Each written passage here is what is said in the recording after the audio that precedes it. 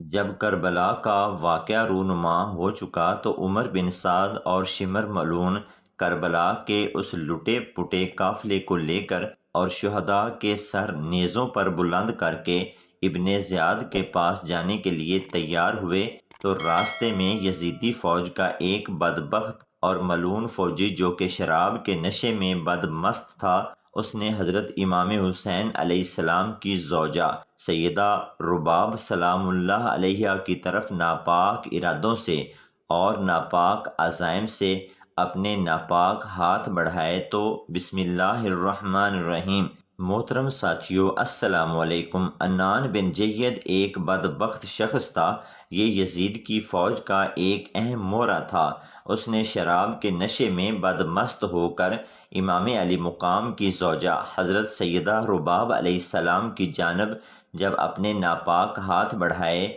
تو اس کے ساتھ کیا ہوا، آج کی ویڈیو میں آپ کو اس واقعے کی تفصیلات سے آگاہ کریں گے۔ دوستو، بلا شبہ سانحہ کربلا ایسا واقعہ ہے جو انسانی تاریخ میں خون کے ساتھ لکھا جاتا ہے، جس میں نبی کریم صلی اللہ علیہ وآلہ وسلم کے پیروکار، ان کا کلمہ پڑھنے والے، ان کو نبی ماننے والوں نے ہی ان کے نواسے کو اور ان کے سارے خاندان کو بے دردی کے ساتھ شہید کر دیا اور ان کے سروں کو نیزوں پر سجایا تاکہ اپنے سپہ سالار سے انعام و اکرام حاصل کر سکیں، اور ان کی شہزادیوں کو اور ان کے بچوں کو قیدی بنا کر شہر شہر پھرایا۔ واقعہ کربلا کے بعد 11 محرم کو عمر بن سعد نے اپنے ساتھیوں کو دفنا دیا جو کہ اہل بیت کے ہاتھوں جہنم واصل ہوئے تھے، مگر سید زادوں اور اصحاب کربلا کے 72 جسد مبارک بے گورو کفن چھوڑ کر چلا گیا۔ یزیدی لشکر نے امام اور ان کے 72 ساتھیوں کے سر انور آپس میں بانٹ لیے اور اہل بیت کی شہزادیوں بچوں کو قیدی بنا کر یہ قافلہ عمر بن سعد اور شمر لعین کی نگرانی میں کوفہ کی جانب سفر شروع کر دیا۔ ادھر کوفے کے گورنر عبید اللہ ابن زیاد نے کربلا کے شہداء کے سروں کو دیکھنے کے لیے شہر کو دلہن کی طرح سجا دیا اور لوگوں میں یہ مشہور کر دیا کہ یزید کے خلاف بغاوت کرنے والی ایک جماعت ہے جس کو شکست دے دی گئی ہے۔ سروں کو نیزوں پر بلند کر کے ابن زیاد کے دربار میں پیش کیا جا رہا ہے، لیکن کوئی بھی نہ جانتا تھا کہ یہ در حقیقت یہ نیزوں پر جو سر ہیں یہ اس امت کے والی اور تاجدار نبی صلی اللہ علیہ وآلہ وسلم کی آل اولاد کے ہیں۔ ادھر دوسری جانب میدان کرب و بلا میں شہدائے کربلا کے جسم مبارک بنا کفن کے پڑے ہوئے تھے۔ پاس ہی گاؤں کی عورتیں جب شام کو نہر فرات سے پانی بھرنے کے لیے گھر سے نکلی تو انہوں نے میدان کربلا میں جب شہداء کے جسد خاکی دیکھے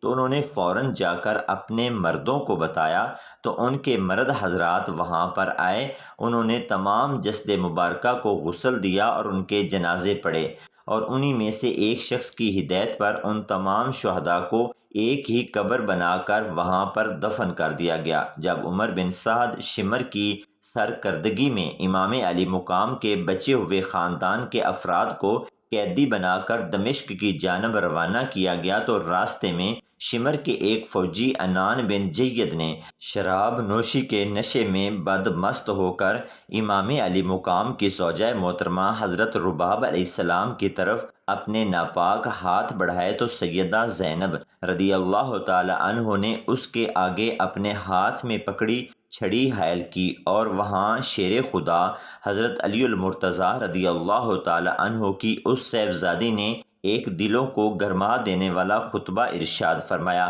اور یزیدی فوجیوں کو خوب لعن طعن کیا کہ تم ایسی ہمت بھی کیسے کر سکتے ہو کہ رسول خدا صلی اللہ علیہ وآلہ وسلم کے گھر کی پاک عزت دار عورتوں کی بے حرمتی کا عزم لیے ان کی طرف ناپاک ہاتھ بڑھاتے ہو۔ یزیدی فوجوں کے دل دہل گئے اور وہ کانپنے لگے اور کسی کی ہمت نہ ہوئی کہ سیدہ زینب سلام اللہ علیہا کے سامنے اپنی آواز بلند کر سکیں۔ وہیں پر سیدہ خاتون جنت حضرت زینب سلام اللہ علیہا نے اہل بیت اطہار کے فضائل قرآن و حدیث کی روشنی میں بیان کیے، جن کو سن کر یزیدی فوجیوں کے سر جھک گئے اور ان میں سے کوئی بھی آگے بڑھ کر سیدہ خاتون جنت کے سامنے بول نہ سکا۔ یہ عنان بن جید ملعون واحد نہیں تھا جس نے اہل بیت کی پاک خواتین کے ساتھ دست درازی کرنے کی کوشش کی، بلکہ اس کے علاوہ بھی ایک شخص روایات میں ملتا ہے۔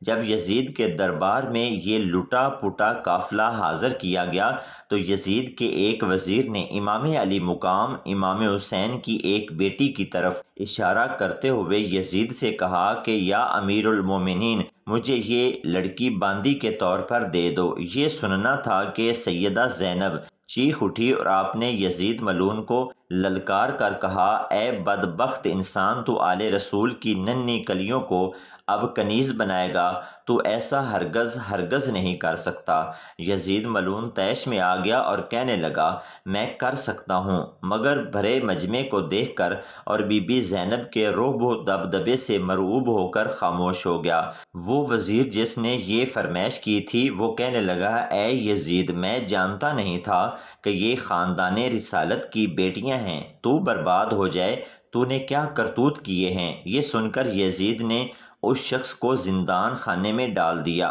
محترم ساتھیو، کربلا کا واقعہ رونما ہو جانے کے بعد جب مختار ثقفی نے قسم کھائی کہ وہ کربلا کے مجرمین کو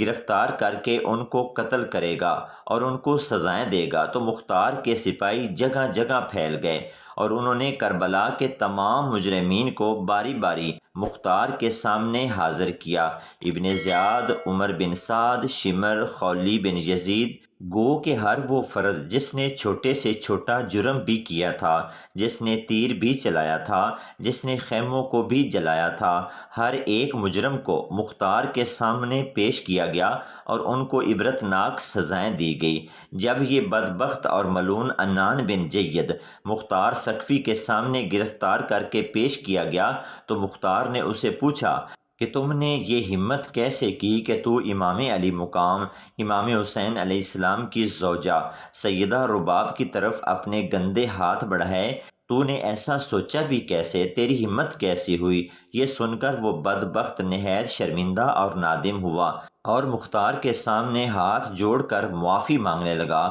مختار نے کہا، اے بدبخت، تیرا جرم ایسا ہے کہ اس کی معافی تجھے مل نہیں سکتی۔ اگر میں تجھے معاف کروں تو پھر اللہ مجھے معاف نہیں کرے گا۔ اور مختار نے حکم دیا کہ اس بدبخت کو گھوڑوں کی ٹاپوں سے مسل دیا جائے۔ چنانچہ کھلے میدان میں اس بدبخت عنان بن جید کو گھوڑوں کی ٹاپوں سے مسلا گیا اور شدید زخمی حالت میں پھر مختار کے سامنے پیش کیا گیا۔ مختار نے حکم دیا کہ اس کو دونوں بازوؤں کو دو گھوڑوں سے باندھ کر دونوں کو مخالف سمت میں دوڑایا جائے۔ چنانچہ ایسا ہی کیا گیا۔ جب دونوں گھوڑوں کو مخالف سمت میں دوڑایا گیا تو عنان بن جید بدبخت کا جسم درمیان سے دو حصوں میں تقسیم ہو گیا اور یہ ایسے ہی واصل جہنم ہوا۔